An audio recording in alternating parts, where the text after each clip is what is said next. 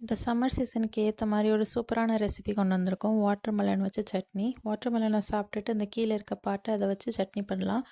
இப்போ அதுக்கு ஒரு கடாயில் 1 டேபிள் ஸ்பூன் கடலைப்பருப்பு, 2 டேபிள் ஸ்பூன் உளுந்தம்பருப்பு, 2 காஞ்ச மிளகாய், அது உங்கள் காரத்துக்கு ஏற்ற மாதிரி அட்ஜஸ்ட் பண்ணி போட்டுக்கோங்க.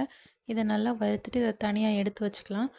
இப்போது வாட்டர்மெலனோட தொலியெல்லாம் ரிமூவ் பண்ணிட்டு அந்த காயை மட்டும் கட் பண்ணி வச்சுருக்கோம். அதை இந்த எண்ணெயில் சேர்த்து நல்லா வதக்கிக்கலாம். ஒரு பெரிய வெங்காயத்தை கட் பண்ணி வச்சுருக்கோம், அதே இதில் சேர்த்து நல்லா வதக்கிடலாம். தேவையான அளவு உப்பு போட்டு நல்லா வதக்கிக்கலாம்.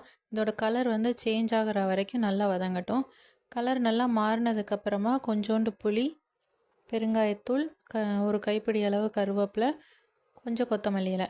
கொத்தமல்லி காம்போடு சேர்த்திங்கன்னா நல்லா மணமாக இருக்கும். இலையை மட்டும் சேர்க்காமல் காம்போடு சேர்த்து போட்டிங்கன்னா நல்லாவே மணமாக இருக்கும்.